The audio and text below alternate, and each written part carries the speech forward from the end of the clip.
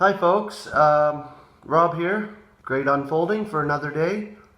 I'm wearing teeth today, as you can see. I have a plate and I'm actually wearing my teeth today. If I sound funny, you'll have to excuse that. I'm still getting used to these teeth, so it may sound funny when I'm talking. I'm trying to get used to them wearing them every day, but it's kind of hard. I'm going to have a drink of coffee here for a minute. Let's see how that works out with my teeth in. See, that wasn't so bad. Yesterday I read a little bit in Ecclesiastes. I read the first 2 chapters. I was going to go through the whole book, and then I thought, well, maybe I will delve into that book a little bit more in depth before I bring it out to you folks. It's a hard one because King Solomon spoke of the futility of man's efforts, and basically it all came down to vanity. Basically all is vanity, and that's what he explains in that book a lot of, the futile efforts of humanity. You can gain everything, the riches in the world and all that, and it still comes down to vanity. All is vanity, yes, and that's what he speaks of, the assembler. I did write an article here, and it kind of relates to that Ecclesiastes chapter 1. I wrote this the other day, actually, and put it up on my website. I called it God's Grace Revealed. Now, I'm a firm believer in walking in God's grace. Many years of trial and affliction has given me a clear perspective on the fact that without His grace, we would be like the rest and not knowing who operates all in accord with the counsel of His will. The world today is in turmoil because they are ignorant of the grace of God. They see this life as a struggle, and no relief is in sight for them because of that ignorance. The contrast is not seen by them. No appreciation for good and evil. They are blind to the fact that God created evil and is using it for our good. Now, that was the passage I read yesterday, and I'm going to read it again. And why not? I'll give it to you a couple of times. I'll give it to you over and over and over if I have to, just to explain my understanding on this. Okay? Ecclesiastes chapter 1, verse 13.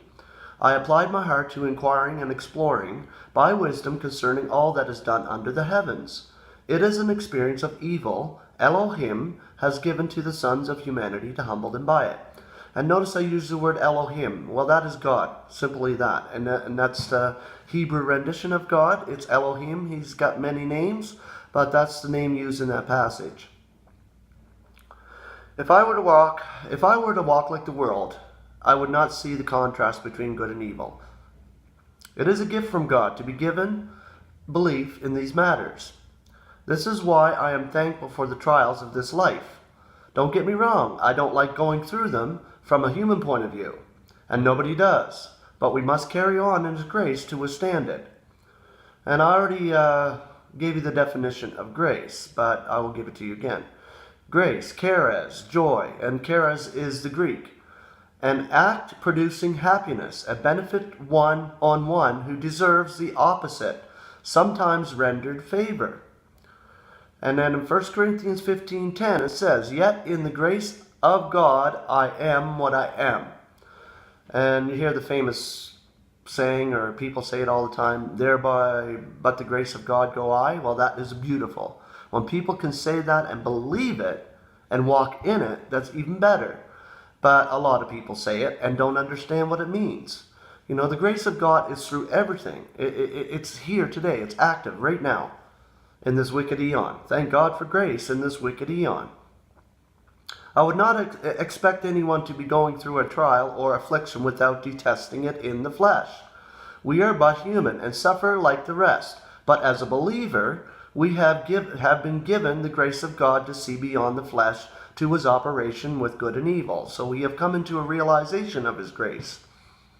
That is a lot that is entailed in being a believer. If you understand and recognize the grace of God, then you can go through the sufferings of this life. So in closing, evil is for our good.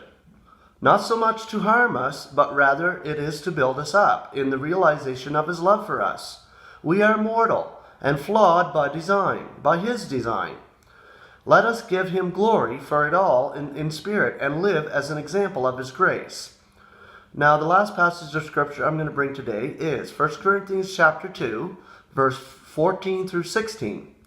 Now, the soulish man is not receiving those things which are of the Spirit of God, for they are stupidity to him, and he is not able to know them, seeing that they are spiritually examined. Now, he who is spiritual is indeed examining all, yet he is being examined by no one. For who knew the mind of the Lord? Or who will be deducing from him? Yet we have the mind of Christ. So that as a believer, and I just wrote that article and I put it up on my website because I think it's good. I am, like I said, going to go through the book of Ecclesiastes a little bit further. I want to give you folks something, that is clear and that you can understand. We understand every day that we go through trials and afflictions and we suffer in this human life. But if we cannot grasp the grace of God, then we can't live in it and we cannot enjoy the peace of God. Even through a trial, and the worst thing you could possibly go through, if you're not recognizing the grace of God, then you're not seeing it for what it truly is. Today I am going out to another job interview. Actually, I'll give you an update on that. I had 2 phone interviews yesterday, and I'm going out to another one today. So things are looking up in the employment side of things, which I'm thankful for. And I pray all you folks have a great day. And I love you all in the Lord, and we'll see you tomorrow. See? Smile. The teeth. I got teeth. Yay! I hate wearing this plate, but I got teeth.